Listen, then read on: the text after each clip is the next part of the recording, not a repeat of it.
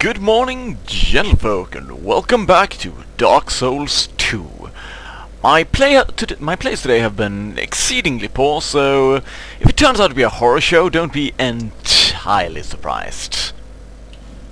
We are going to start out today by upgrading some weapons, introducing us to the NPC of the day. So we'll start by teleporting to Medulla. As I said, off camera I went and helped a random someone defeat the first boss, thus returning me to life. Like I said I would. I mean, can't run around being a zombie, that's just disgraceful.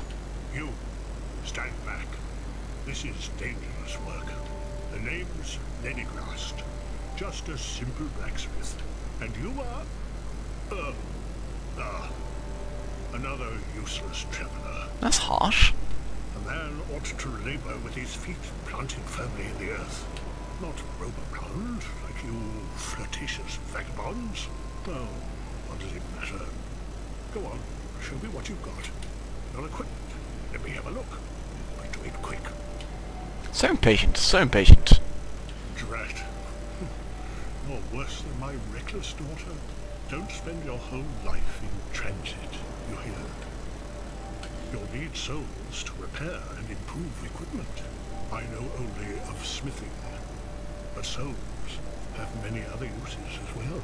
Don't waste your souls on useless trinkets.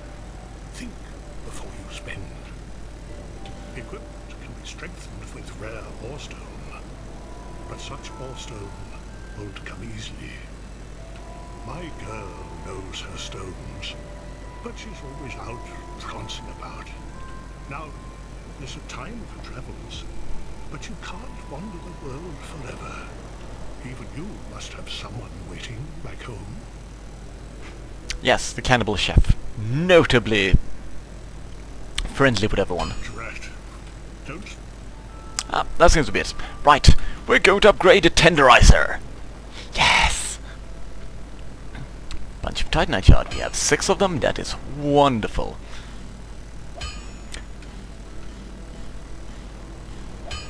There, and there you see it switched to large Titanite. First one costing 1 shard, then 2 shards, then 3 shards, and then a large shard. And next level will be 2 large shards, and then 3 large shards, and then we'll get on to 2 chunks, like I said. But alright, let's see if we can actually do something today. I'm getting impatient. I want to get on with the quest. Show off more interesting areas. So yes, what should we do today? We have these small soapstone. I think maybe we should get a large one. Or the Chlorantry ring. So many things we need, so little time. Well, not really. Should be able to one-shot everything with impunity now. I did pick up the Chlorantry ring. Well done, me, and the life ring. Wonderful. Chlorantry ring increases stamina regeneration, the green bar. Very important, especially with a weapon like this, as it drains stamina like crazy. Sadly, if we go up here now, there will be no boss. A clever man, you know, not me, would have waited until he or she was more powerful before challenging the pursuer the first time. I did not, and trusted in my experience with fighting the pursuer, which was a foolish mistake, as it did me no good. Pate. Oh shit, I'll take us over our 1 NPC time limit. If you go through there, the door will close. We don't want that. Ah shit, I'll speak to Pate. Fine! God! Hello there. Traveling all alone in these treacherous times. Well, I hope you have a very good reason. Oh, hogwash. Who am I to judge? My name is Pate. I journey hither and thither on a sort of treasure hunt, you might call it. Be careful out there. There's talk of unsavory bandits who prey upon travelers like yourself. Oh yes, be cautious if you go any farther. There's treasure in there for certain, but the entrance locks from behind. I saw the same design earlier, and it's the same contraption, I'm sure. I was with this warrior, you see. and he insisted that he go inside first. The rather brusque fellow tried to swipe the loot for himself, but it trapped him inside. I still have the gent's ring. I do hope he wasn't harmed. I'll leave this one to you. I'm worried about what might be inside. An interesting and rather shifty character we will meet several times in our quest. Yes, we'll see much more of him. Hi, bye. Tenderizer. I do love the tenderizer. Such a wonderful weapon. We'll gather more of them over time, but this will be a nice foundation. It's always good to have a variety of weapons. There's some minor treasure over there. I shan't bother with it, though. We have a deadline. Boom! I do like this fort. It's one of the more nice-looking areas. The birds are a bit twitchy. Don't look too closely at the birds. Sneaky, sneaky. Backstab! Well, backstab is not correct at all in this case, but you hardly get less backstabby. Yes, dodge through the arrow and smash him. As long as the arrow touches us while we're in the so-called invincibility frames I mentioned earlier, they do no damage. Same with all attacks. The basis of dodging. Learn it. You must. Shielding can serve you well, especially on your first playthrough. Shields are exceedingly useful then. Secret door. But as you reach later areas, and especially the later bosses, shields will quickly stop being useful, especially DLC bosses. Good God. They'll just smash through your shields, leaving you winded, and then killing you while you try to recover. Boom! In your face. These weapons are ridiculously effective, but you have to time it. You have to time them right. You have to know how long the attack takes to wind up, so the enemy approaches you when you hit. If you start swinging when the enemy is actually up front of you, then he's gonna hit you first. And if you happen to be walking around in your underwear with a burlap bag on your head, then you're not gonna have much poise and be stun locked forever until you're dead. Jumping down on bait, that's the effective way of doing it. If you go through the front, you'll fight the same enemies, but they will be facing you instead of backstabbing everything like I did now. Well, I see you managed to escape. I hope that brave warrior didn't come a cropper either. Be careful out there.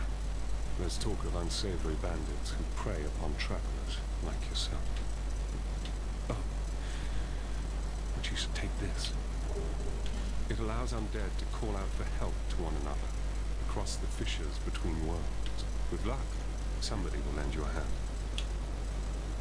Yay!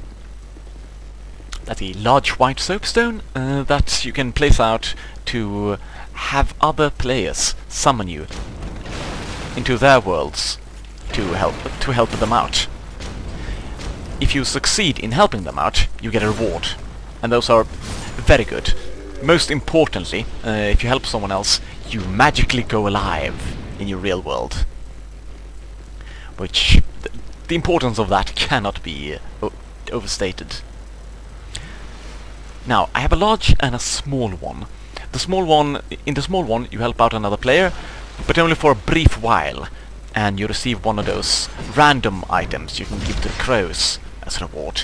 With the larger one, you help them out for a significantly longer period, and you receive a token of fidelity, a proof of how awesome and noble you are, and used for various other things. I think you can heal yourself with it, but most importantly it's used for a later game covenant, the Blue Covenant. As a sword, that's impressive. I don't need the thing he's protecting, so I'm not gonna bother. I think we'll actually fight a boss. Yes, I do think we'll fight a boss. Now, There, you see, a crystal lizard. It hasn't spotted me. Once it does, it will attempt to escape. These are scattered around the game, not typical enemies. Unlike other enemies, they do not respawn. And unlike other enemies, they always drop precious titanite. And poof! This weapon makes it laughably easy to hunt them. I recently tried to hunt that one with a rapier, which is bloody annoying, because you have to... it stabs forward and passes over them. So you have to manage a jump attack, which is notoriously tricky to pull off. And even then, the jumping attacks have very short range when using the rapier. So even if you manage to pull one out, missing is highly probable.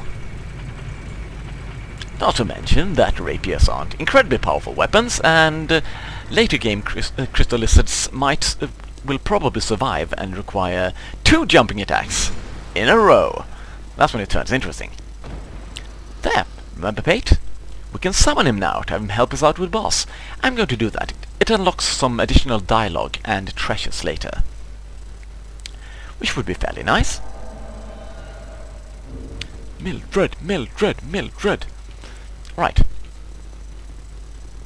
It's an NPC phantom, obviously, so the computer will be controlling them. They usually do so very badly. Ah, the first boss. Such a gorgeous bastard.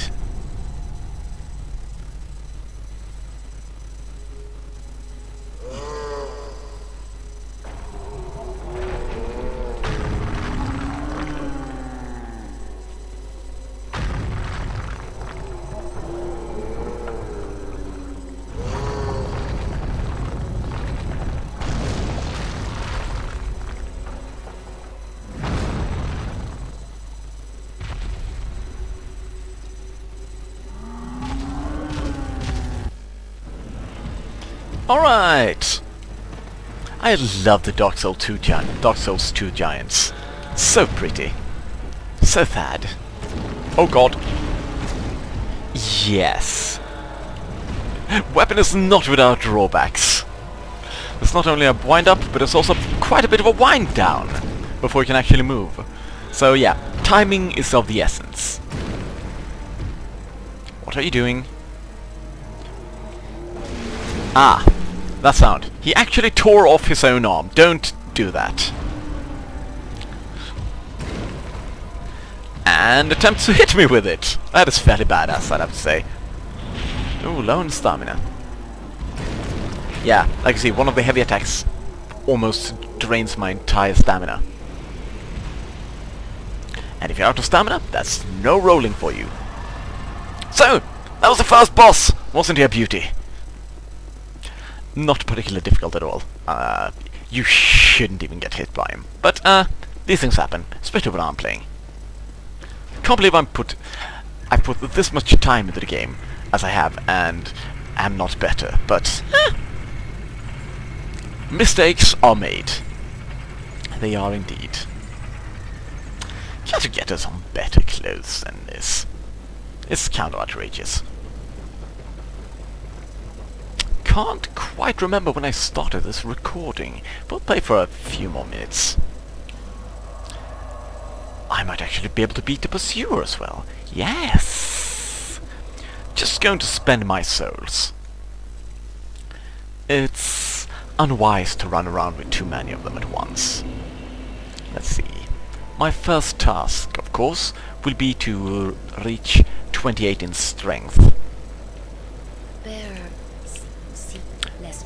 So that I can do the one-handed attacks with this. Because while I can use it right now, if I try and use it with one hand, it will do laughable damage. Not acceptable, really. I also should go up to 90 in agility. Yes. Which would very much help my dodging. Should also increase my... should also increase my vigor. No. Beginning of the game is fairly easy. I'm going to insist. Despite numerous embarrassing failures, I'm going to insist that the early game is easy. Yes! I'm in a good mood. Let's kill the pursuer that thwarted us last time. So horribly. I have faith. And a tenderizer. Tenderizer. Oh. Why? Yes. There we go. Dos. Tres. Death. Run and run. Hey, I didn't pick that up. Oh, fire arrows. Didn't pick them up for a reason. Will not be using fire arrows. Almost all bows in the game are dexterity based. Almost. There are huge bows that use strength. But they don't fire normal arrows. So, essentially... Oh, hello. Hollow pants. Yes! Who's looking badass? Not me. Still the kind of man-eater Mildred-esque. Yes, that's a word now. Mildred-esque. Ah. That attack really annoys me. You can't... Despite being an attack animation, it counts as his shield being up. Stop blocking, you utter pillock! Dear God! Hollow soldier armor. Should we put that on? Well, we'll see how it looks. We almost have the entire hollow soldier set. Yay! Alright. Because I'm so nice, I'm gonna allow her to wear clothes. Admittedly, it's kind of rubbish, but... Should we summon phantoms for this? No.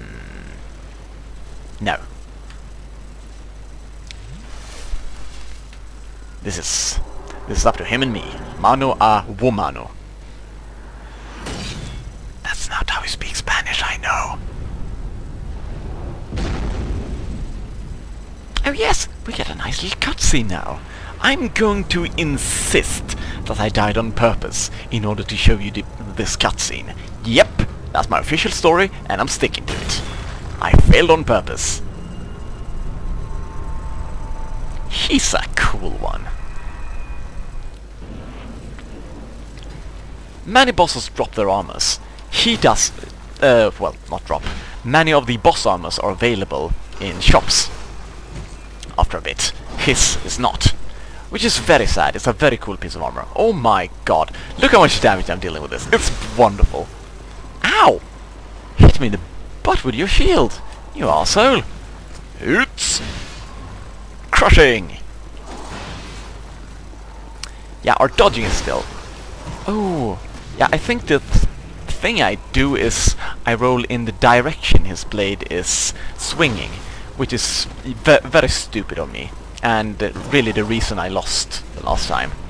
Never roll in the direction the weapon is swinging. Always roll against the weapon. That means you spend as little time as possible being touched by the blade. Which means that it requires fewer invincibility frames to properly dodge the attack. It's like dodging 101. But yeah, occasionally my brain slips up. And I do those really amateurish mistakes.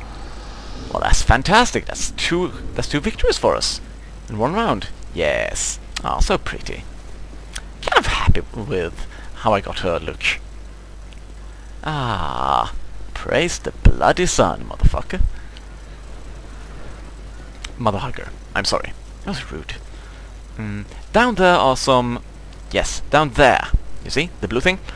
Very, very useful piece of armor and a fantastic shield that most players use at this point because, well, they're good. They're really, really good. But I'm not going to bother picking them up. Not going to use it. I mean, we're man-eater Mildred. We don't run around in fancy armor wielding shields. God no. As a giant, Hag Melentia mentioned that all the giants turn into trees. She was kind of right. Kind of. But now, this bird's nest. Click it.